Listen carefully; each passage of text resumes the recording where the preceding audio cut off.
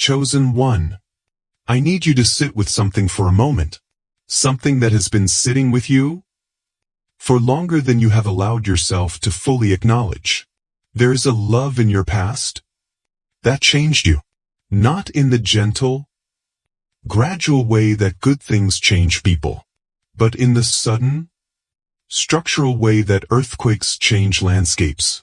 Before it, you were one version of yourself. After it, you were someone different. Someone who flinched where they used to trust. Someone who hesitated where they used to leap.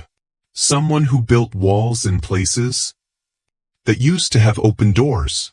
And you have been living in the aftermath of that love, trying to rebuild something that you cannot quite reconstruct, because the blueprint you used to follow no longer feels safe to trust.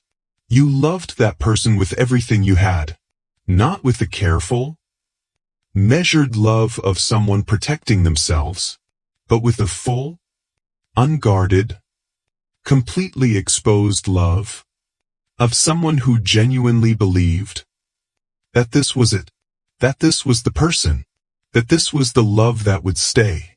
And it did not stay. Or perhaps it stayed, but became something that hurt more than leaving would have. Perhaps it stayed, and slowly, quietly, imperceptibly, dismantled parts of you that you are still trying to locate. Either way, the wound it left was not the clean wound of something that simply ended. It was the complicated wound of something that promised forever and delivered devastation instead. And the worst part was not the pain itself. It was the confusion that came with it. Because you did everything right. You loved generously. You showed up consistently. You gave without calculating the return. You chose vulnerability when protection would have been easier. You believed when doubt would have been reasonable. And it still did not work. And that specific confusion, the confusion of someone who played by every rule and still lost, is the wound beneath the wound. The one that did not just hurt your heart, but shook your understanding of how love was supposed to work. And now you carry that confusion into every new possibility. Every person who gets close enough triggers something. Not because they deserve your fear, but because the last person who got this close left damage that your heart has not yet finished processing. God sees that, every single layer of it. And He did not bring you to this message to tell you to get over it faster.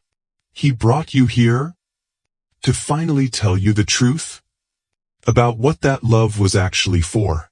Because it was not punishment, and it was not a mistake, and it was not evidence that you are unlovable, or that love never lasts, or that you are somehow destined for relationships that begin beautifully and end in wreckage. It was preparation, specific, intentional, divinely permitted preparation for a love that is coming, that could not have found you in the version of yourself that existed before the wound. Chosen one. I know that word feels wrong right now. Preparation. It feels like a polite way of saying, your pain had a purpose, and something inside you wants to resist that. Because the pain was real. The tears were real. The nights you spent staring at your phone, waiting for a message that never came, were real. The version of yourself you lost in that relationship, the open, trusting, unguarded version that you have been quietly grieving ever since, was real. And no spiritual reframe, no matter how true it is, should minimize the reality of what you went through. So I'm not going to minimize it. I'm going to honor it. What happened to you was hard. Genuinely, specifically, deeply hard. And the fact that you are still here, still breathing, still capable of receiving a message about love, without shutting down completely, is not a small thing. It is evidence of a strength inside you that the relationship tried to take and could not. Because here is what that love did not count on. When it wounded you, it did not count on what the wound would produce. There are things growing inside you right now that could only have been planted in the specific soil of that specific heartbreak. A discernment so sharp, so precisely calibrated, that you can now feel the difference between someone who loves you and someone who loves what you provide.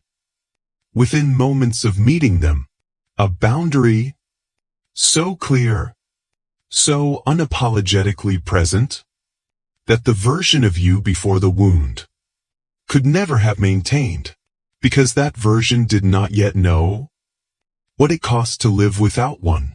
A capacity for love that is deeper now, not shallower. I know that sounds backwards. Pain is supposed to close people. Heartbreak is supposed to make people smaller, more guarded, less capable of the kind of love that costs something real. But that is not what happened to you. You chose something rare in the aftermath of your wound. You chose to remain soft, not naive, not without boundaries, not willing to repeat the same patterns, with the same kind of person, in the same kind of dynamic, but soft, still capable of feeling deeply, still capable of caring genuinely, still capable of that specific quality of love that is only possible in someone who has felt what its absence costs and chosen to love anyway.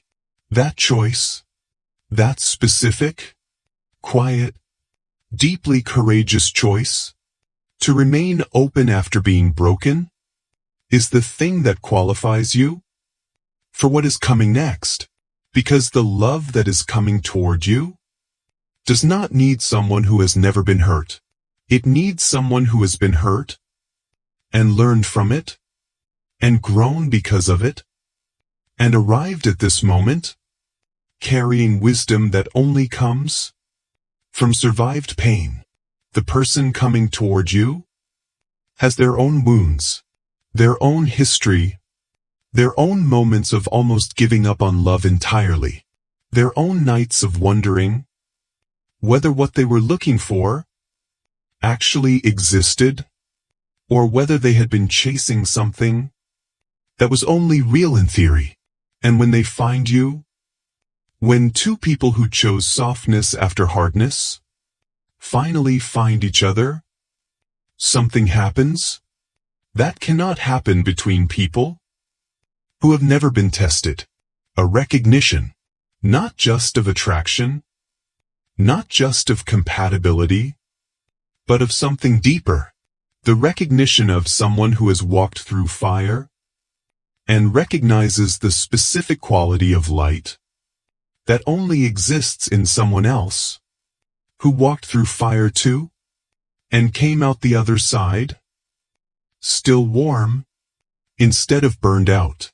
That recognition is what is waiting for you, and it required everything you went through to make you someone who could receive it without running from it, without sabotaging it, without unconsciously recreating the old pattern.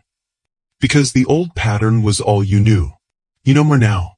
You know what love should feel like, not just in theory, but in the lived, embodied. I have felt the difference knowledge of someone who experienced the counterfeit and survived it. And now that you carry that knowledge, now that the wound has done its sacred work, now that the preparation is complete, God is releasing something over your life. A piece about love. A genuine, settled, not forced peace that says, what is coming is not what came before. You are not walking back into the same story. The people who hurt you were not previews of what love looks like for you. They were contrasts, placed in your story, so that when the real thing arrives, you will know it, not because it is perfect, but because it feels nothing like the wound. It will feel like relief, like exhaling after holding your breath for longer than you realized, like coming home to a place you somehow always knew existed, even though you had never been there before. And when that love finds you, you will understand every closed door, every almost, every person who was not quite right, and left before you could settle for them completely. Every night you cried about a love that was never going to give you what you actually needed, all of it. Every single painful chapter will reveal itself as the specific, necessary, divinely permitted preparation for the love that was always coming, the love that was being built on the other side of every heartbreak, the love that required you to become exactly who you are right now, in this moment, with these wounds, with this wisdom, with this specific, hard, cannot be faked capacity for the kind of love that only people who survived the wrong ones are truly ready to receive. So, beloved, as these words settle into the places where the old wounds still live, I want you to make one decision.